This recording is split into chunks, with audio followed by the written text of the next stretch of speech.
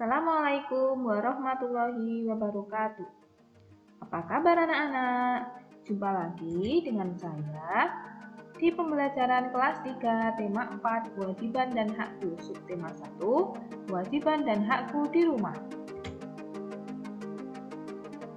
Tujuan pembelajaran kali ini yaitu yang pertama, melalui teks yang dikirim lewat Google Classroom, peserta didik dapat menemukan kewajiban dan hak sebagai anggota keluarga yang merupakan bagian dari warga negara dengan tepat. Yang kedua, dengan menemukan kewajiban dan hak pada teks yang diunggah melalui Google Classroom, peserta didik dapat berdiskusi tentang kewajiban dan hak sebagai anggota keluarga yang merupakan bagian dari warga negara dengan percaya diri. Yang ketiga, dengan melihat gambar yang diunggah pada Google Classroom, peserta didik dapat mengidentifikasi saran yang mungkin diberikan untuk penyelesaian masalah sederhana dengan bahasanya sendiri. Yang keempat, setelah mengidentifikasi saran dari masalah yang ada, peserta didik dapat menuliskan saran penyelesaian masalah sederhana berkaitan dengan kewajiban dan hak dan dalam keluarga dengan benar. Yang kelima, dengan membaca teks yang diunggah melalui Google Classroom, peserta didik dapat menyebutkan bentuk-bentuk aktivitas istirahat untuk menjaga kesehatan dengan tepat. Ya, mari kita lanjut mengenai hak dan kewajiban anak di rumah. Apa itu hak? Ya, hak adalah segala sesuatu yang semestinya kita peroleh dari orang lain. Sedangkan apa itu kewajiban? Ya, kewajiban adalah segala sesuatu yang semestinya kita berikan kepada orang lain guna menghormati hak orang lain. Ingat, kita harus melaksanakan kewajiban terlebih dahulu, baru bisa menuntut hak. Nah, mari kita amati gambar yang ada pada layar. Apa yang kamu lihat pada gambar di bawah ini? Bagaimana jika kamu menghadapi situasi seperti ini? Ya anak-anak, kalau kita amati gambar tersebut, dalam 4 situasi mereka masih menggunakan pakaian seragam sekolah. Nah, sebaiknya kita memakai pakaian itu sesuai dengan kondisi lingkungan atau kondisi situasi yang kita laksanakan. Misalnya, pada saat malam hari sebaiknya kita menggunakan baju tidur, tidak menggunakan seragam sekolah. Begitu pula pada saat hujan, kita sebaiknya menggunakan jas hujan agar tubuh kita dan pakaian kita tidak basah. Ya, sekarang guru memiliki bacaan. Ayo kita membaca. Bersyukur memiliki pakaian. Manusia wajib melindungi tubuhnya. Siti juga selalu melindungi tubuhnya. Dia selalu melindungi tubuhnya dengan mengenakan pakaian yang rapi. Memiliki pakaian adalah hak setiap orang. Siti mendapat pakaian dari orang tuanya. Siti memiliki berbagai pakaian untuk dipakainya sehari-hari. Siti memiliki pakaian untuk bermain dan untuk tidur. Siti juga memiliki seragam sekolah. Pakaian Siti selalu bersih dan rapi. Pakaian membuat Siti merasa nyaman. Pakaian melindungi tubuh Siti dari udara dingin dan panas matahari. Pakaian juga dapat menjaga Siti dari gangguan serangga. Siti bersyukur memiliki pakaian. Siti menjalankan kewajiban terhadap pakaian dengan baik.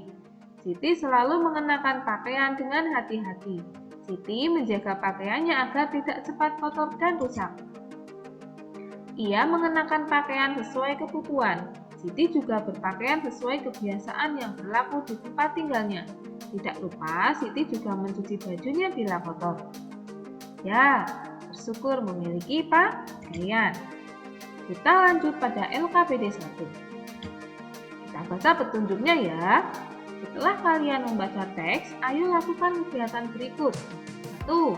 Bacalah teks dengan cermat. 2. Lalu tulislah kewajiban dan hak dalam berpakaian pada tabel di bawah ini.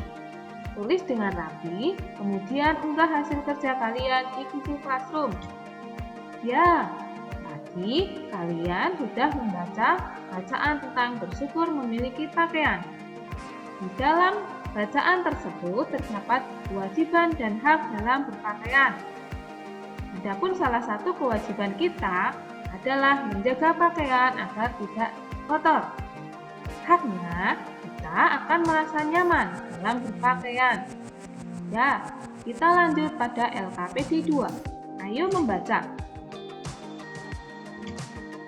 Bacalah teks di bawah ini dengan cermat dan jelas. Mintalah orang tuamu untuk membimbingmu. Tuliskan hak dan kewajibanmu berkaitan dengan istirahat siang. Ayo membaca. Istirahat siang. Siti wajib membantu ibu di rumah. Usai makan siang, Siti mengangkat pakaian dari jemuran. Usai membantu ibu, Siti beristirahat. Beristirahat adalah hak setiap orang. Ada banyak cara beristirahat. Beristirahat bisa dengan cara tidur atau bersantai. Dapat juga dengan cara menyegarkan diri. Tujuannya adalah membuat tubuh tenang. Siti beristirahat dengan tidur. Tidur siang dapat menghilangkan rasa lelah. Tidur siang juga dapat menyehatkan badan. Tidur siang dapat menenangkan pikiran. Dengan tidur siang, tubuh akan kembali segar dan bersemangat. Kalian juga memiliki hak untuk beristirahat. Kalau yang pertama tadi bacaan tentang hak dan kewajiban dalam berpakaian, kita juga berhak untuk istirahat siang. Jelas ya anak? Mari kita lanjut ke slide berikutnya. Nah, sepulang sekolah, Siti ingin pergi bermain, tapi menggunakan seragam sekolah. Kemudian, Ibu Siti mengingatkan kepada Siti mengganti baju terlebih dahulu sebelum bermain supaya seragam tidak kotor. Yang dilakukan Ibu Siti adalah memberikan kalimat saran terhadap Siti. Apa itu kalimat saran? Kalimat saran adalah kalimat yang berisi saran dalam bentuk nasihat atau himbauan. Saran harus bersifat membangun, mendidik, dan secara objektif sesuai dengan topik yang dibahas. Adapun ciri-ciri kalimat saran yaitu kalimat saran biasanya mengandung kata-kata sebagai berikut. Yang pertama, hendaknya. Yang kedua, sebaiknya. Yang ketiga, seharusnya. Yang keempat, eloknya. Dan yang kelima, ada baiknya. Di sini, Bu Guru memiliki contoh kalimat saran. Yang pertama, sebaiknya Edo segera pulang dan mandi.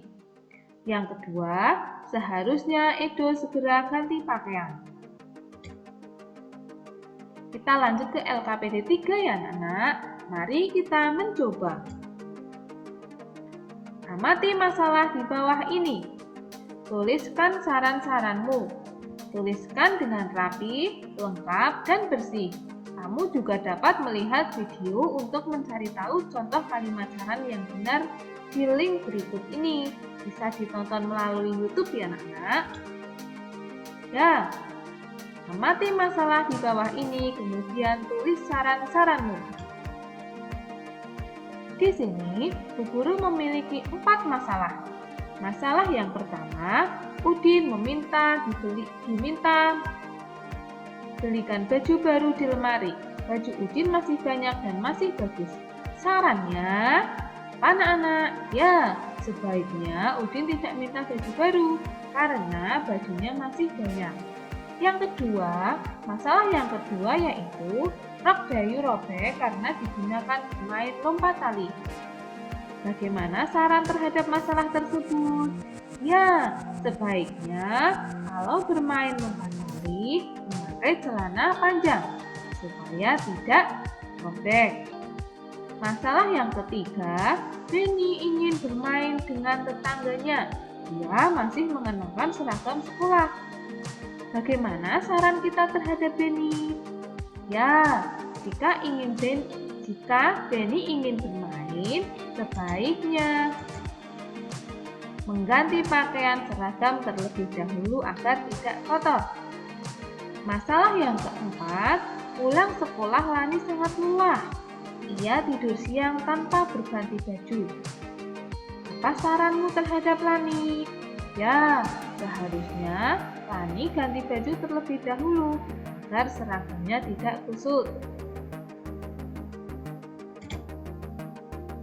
Ya, terima kasih anak-anak. Tadi kalian sudah mempelajari tentang hak, kewajiban, serta membuat kalimat saran. Semoga pembelajaran kali ini dapat bermanfaat bagi kalian. Tetap rajin belajar dan selalu jaga kesehatan. Sampai jumpa di pembelajaran berikutnya.